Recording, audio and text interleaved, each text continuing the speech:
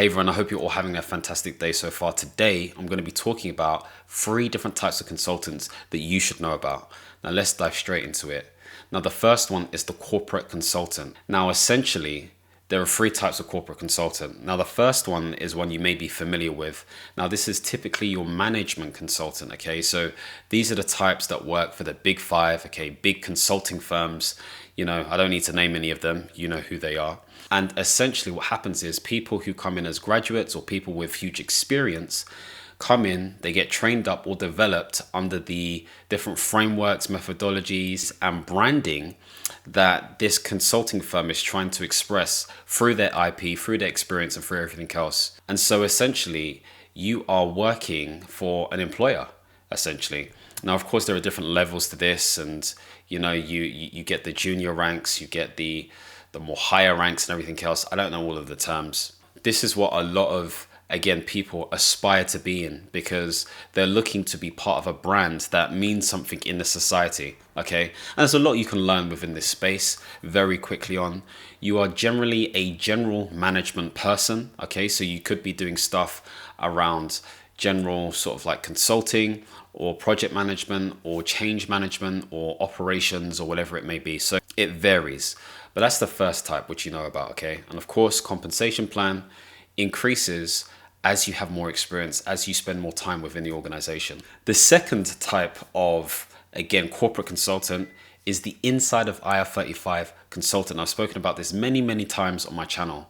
So the inside IR35 consultant is the individual who is doing work that is similar to what a typical employee would be doing for a specific end client or the employer. So they are working directly for, specifically, under the eyes of HMRC, an umbrella company, which is really a limited company that deals with all of the money and all that kind of stuff there. So they get taxed the same way as an employee. However, again, their freedoms are slightly different and they may not necessarily culturally be treated the same as somebody else who is working specifically directly for the company who gets paid by their payroll. So that is a standard contractor within the UK, okay? So these types of contractors do government contracting work. They may work for private organizations. They may do, again, public sector sort of type of stuff. There are different types of these roles that exist on places like Reed or public sector resourcing or whatever it may be, CV library as an example. So you can find these jobs in different places. And of course, depending on your expertise and your niche and everything else, you may go down a certain path. But if you're more of a generalist, like the first one, it may be easier for you to find different roles because you can cover different aspects. So that's the second type of the first broader sort of like category. The third type is the outside of IR35 corporate contractor. And in many cases, if we're talking in real terms, they're not too different to the inside. However, they should be, okay? Because there's been a lot of confusion between what end clients and or employers, okay?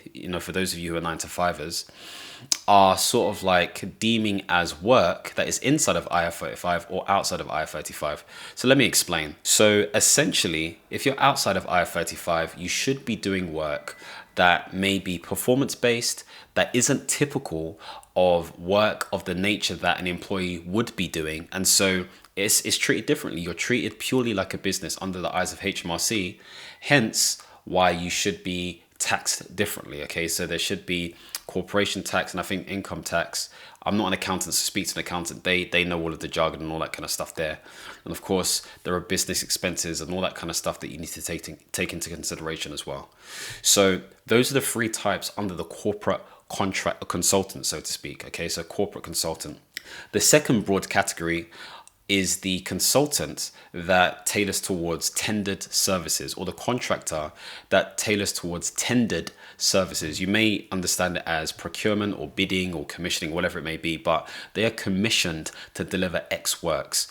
Now, I've spoken about this briefly on this channel, but essentially, like any other sort of consulting firm or independent, trainer or whatever it may be, you can go onto places like Contract Finder or whatever it may be, to go and find services that you think you can deliver on.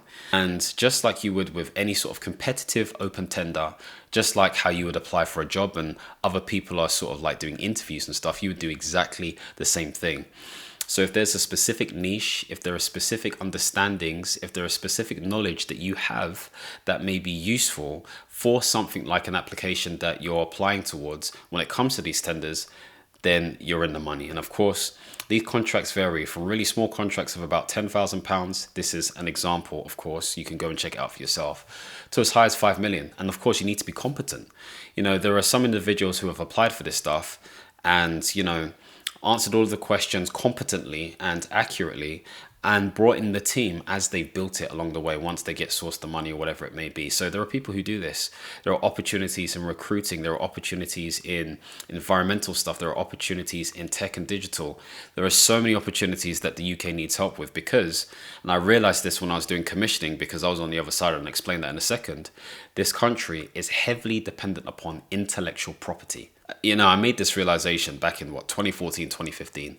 It's dependent upon intellectual property. We're not big, food exporters. We import a lot of food from other places and stuff. And so really our money is generated through services, and those services are heavily dependent upon frameworks and all of that kind of stuff there, which is supported by IP, intellectual property. And so with that in mind, the brain power that you utilize, the experience, the expertise that you put into these applications for your tenders are important because it brings in money for, again, this economy, and it allows entrepreneurs to, get a lease of life and all that kind of stuff there. So if you're trying to build that sort of business, there are opportunities within this space, and really it's about creating a rhythm so you get income, but you're also being able to deliver against demand and not sort of like selling yourself short.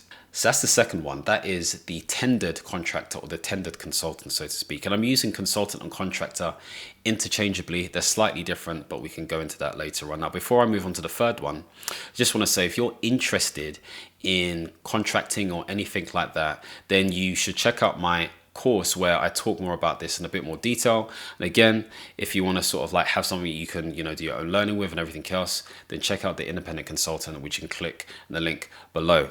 If you're interested in one-to-one coaching, I don't offer one-to-one coaching at the moment when it comes to contracting, but if it's pertaining to things around business and life, then we can have a conversation. You can contact me on LinkedIn. Anyway, just thought I'll throw that out there. Now, I said I was going to talk about commissioning. Now, I was a commissioner back in, I want to say 2015 to about 2020 or so. And essentially, a commissioner is an individual who ensures that there are certain services that, again, aim to reach a certain deliverable objective in alignment to that organization. And they are looking for providers, experts, individuals who can deliver on these services. And sort of like the caveat is, of course, we give them the money, but we check to see performance. That's what we're doing. We're monitoring performance. We have quarterly meetings with them, all of that kind of stuff there. So I was definitely on the other side. I was on the other side of the sort of like, I guess, tendering, bidding sort of like war, if you want to call it that. So there's lots to learn there. Maybe I can talk about that another time. The third broad category, the third broad one, is centered around an independent consultant, okay, or an independent contractor. However you want to call it. I'm going to call it an independent consultant because it feels better. Now, of course, a consultant is somebody who provides some sort of advice or expertise in order to solve a problem, okay, for their client. Of course, this independent consultant can be somebody who works specifically one-to-one with an individual, one-to-many, or to an organization. And they will use certain management principles in order for them to achieve X result. They may use other sort of like principles such as facilitation, coaching, and mentoring in order to guide the client towards the solution. Okay, so for me personally, I see myself as a coach consultant or a consultant coach, however you want to sort of like, sort of like orient it, but it's all around performance, whether that is maximizing high performance within some sort of public sector organization, or whether that is maximizing high performance holistically for someone's life, or whatever it may be, but it's centered around performance. And so if sort of like the whole consultant, sort of like independent consultant pathway is important to you, then this is where you're focusing more on your personal brand, making sure that you have the right level of outreach, or, you're generating the right level of media online, or Maybe you're producing some sort of commercial means to draw people in, whatever it may be. This is also making sure that you have some sort of methodology or framework, whether that is really tight or loose, in order to deliver your solution. This is being clear about who your target audience is in order for you to speak to that audience. And yeah, you are essentially your brand. And so whatever you talk about online, you need to be able to walk that walk in some way. So whenever I'm, doing any of this stuff, I'm talking from experience. I'm not really scared to talk about this stuff. It's stuff that I've done or thought about or discussed with other people, but mainly what I've done. And so this is where this perceived confidence comes into play. So it should be based on stuff that you've done, okay? Really and truly. And so hopefully that gives you a really clear idea in terms of what the different types of consultant slash contractor is. Okay. So again, to start off with, you have the corporate consultant slash contractor, you have the tendered consultant slash contractor, and you also have the independent consultant slash contractor. So hopefully that has given you some insights. Again, I'd love to know what insights you gained from this video, and if you've got any questions, leave them below. I'll do my best to try and answer them. It's very difficult because many messages coming in from loads of different places.